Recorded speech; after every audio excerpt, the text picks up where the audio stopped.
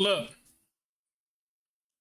y'all know who it is, man. It's your boy Mickal, that's AK Mr. That Pro Boy. Today, man, we got WNBA players that are showing their own league now. Let's get into it.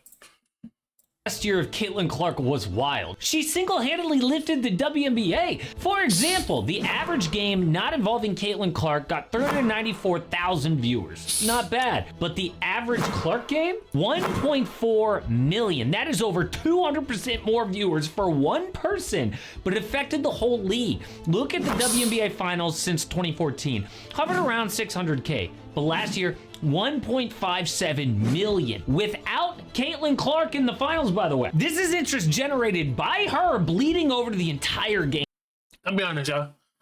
Like, I was watching, like, before Caitlin Clark and injuries and all them good players, like, before, like, them, I'll be honest, I wasn't really watching WNBA like that. I'm not gonna lie.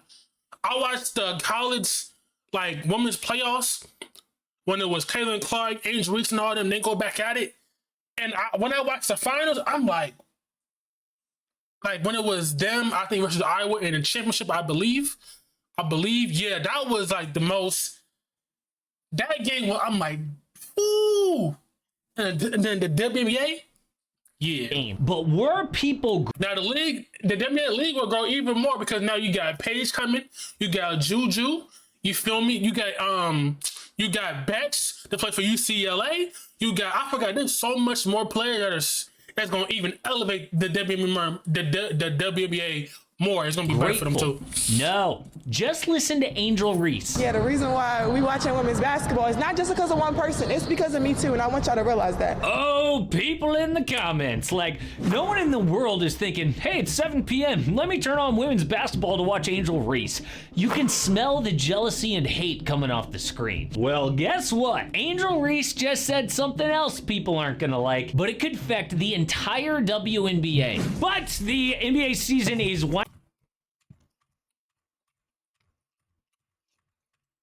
We actually lost more money than ever last year. The NBA has kept the league going, costing about $10 million per year. But last season, the W lost $50 million, 5 times more. Why? Well, despite making more money, they spent more, mostly on private flights for players. Like, I was legit on a commercial flight once with the entire Dallas WNBA team. Can you imagine that in the NBA? It'd be like, yo, LeBron, can I get the window seat? So the WNBA players got their wish, but if you don't make money, it's kind of hard to pay the players. And Angel Reese says, yeah, we better get a raise or else. The CBA's coming up and we deserve more. Because I'm hearing, if y'all don't give us what we want, the thing is the league going to make more money. The NBA puts money into the WNBA and the WNBA loses money dinner every year. But I think the money will like go up more to where they're getting paid more to what it is now, but you know. He's sitting out. Yeah, like refusing to play basketball. Now in the NFL, we have had player lockouts 6 times, 4 times each in the NBA, NHL, and MLB, but never in the WNBA. Players basically refuse to play unless they get better treatment or better pay. But why is this such a problem? I mean, Angel Reese and Caitlin Clark only made about $74K for their rookie season, and that's not gonna. But also, Angel Reese and Caitlin Clark, they're both getting paid outside the NBA. They got endorsements. They're getting paid outside the NBA. You know what I'm saying? So they can make more money outside the NBA, but they probably didn't make more money base salary from the WNBA, you know what I'm saying? Cover Angel's lifestyle? I don't even think that pays one of my bills. I'm trying to think of like my rent for where I stay at. No, my rent is more than that. It's $8,000. That WNBA check don't pay a thing. Do that even pay my car note? Oh, that's not good. But luckily for Angel, she's got endorsement deals with Reebok, Beats by Dre, Reese's Pieces, but most players don't. In fact, most WNBA players have to play in other leagues just to get by. I'm talking China, Egypt, Turkey, Russia. It's why Brittany Griner was in Russia in the first place to go to jail for almost a year. But if players go through with the strike, it could set the W back for years. all the progress that Caitlin Clark just gave them thrown away and set on fire. This is the dirty little secret of the W. For over 30 years, they have made $0. NBA pays an average of $10 million per year to keep them afloat, and in return, owns 42% of their league. Yeah, the NBA is not doing this for free, okay? Adam Silver might want us to think that the NBA is doing this out of the goodness of their heart, but no, he said the W could be worth $10 billion someday, and they want some of that action. On top of that, last year the W sold another 16% of the league for $75. He's not wrong, because the WNBA is gonna get even better and better, and it's gonna get better.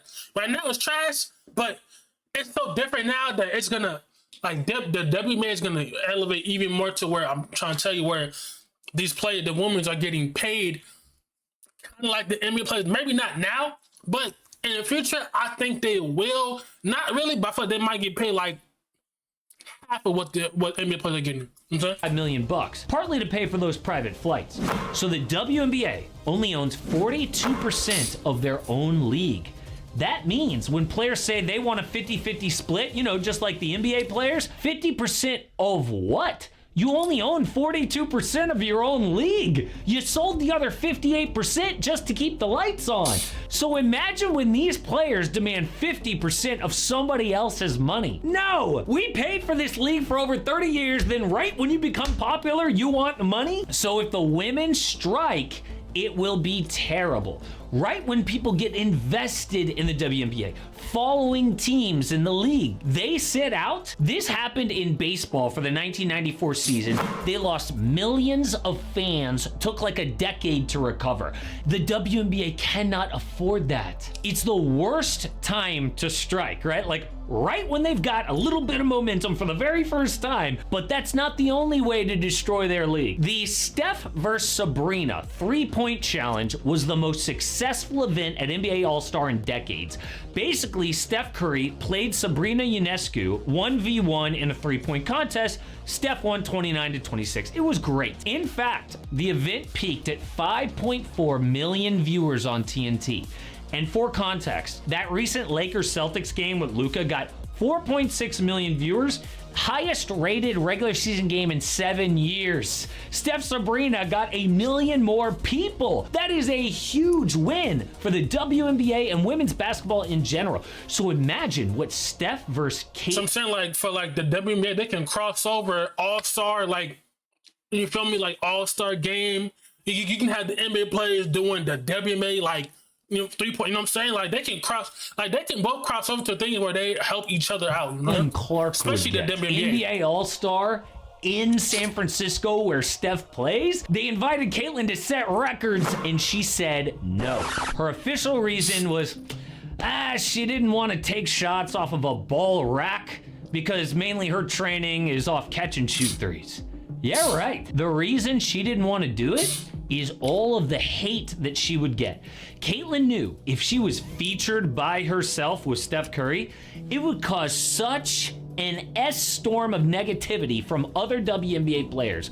For example, when Caitlin was named Athlete of the Year by Time Magazine, co-owner of the Mystics, Sheila Johnson, said, "Why couldn't we have put the whole WNBA on that cover and said the WNBA is the league of the..." And this is why the league won't grow, because women in general are jealous. They say, remember, women say they're girls, or whatever it is, but they don't want no other woman to outshine them. And that's in the WNBA, I promise you it is. Caitlin Clark is helping the league, but they think it's all for them too.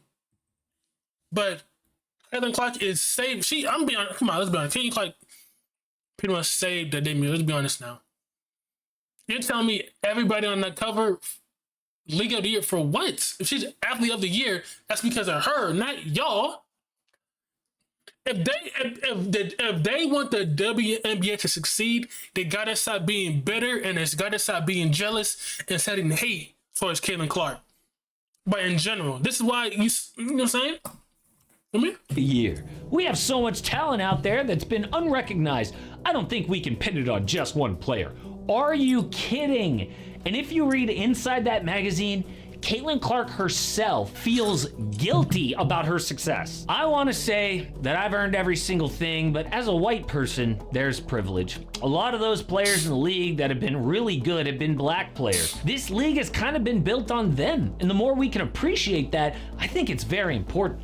Okay, so I am not one to bring up race, but she is obviously hearing that message. So to be clear, there have been plenty of talented white WNBA players before. Stars like Diana Taurasi, Sue Bird, Sabrina Ionescu, but none of them were this popular because they were white. The reason Caitlin Clark is this popular is for being like a female Steph Curry. She hits logo threes. She's an amazing passer. Some people out there are probably rooting for her because she's white, and that is messed up. But her gigantic popularity cannot be explained just from her skin color. There have been so many other great white players. She's different. So imagine how huge Steph versus... Right now, Caitlin Clark is the beginning.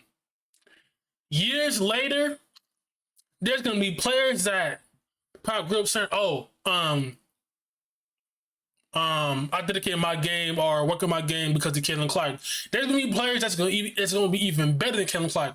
Now, y'all probably think I'm stupid, but from years later, there's gonna be people that's gonna be so good that, like, damn, Caitlin Clark started this. You know what I'm saying? You can even throw injuries in that if you want to, but. I'm saying Caitlin could have been for the WNBA, but they have beaten her down so bad that Clark feels like she had to say no. It's either accept her own success and be outcast by her own community, or tell the world, no, sorry, I'm privileged. Both choices suck, but they both hurt the WNBA. I want to see this league do well, but between this Caitlin Clark stuff and this potential lockout, it's not looking so good.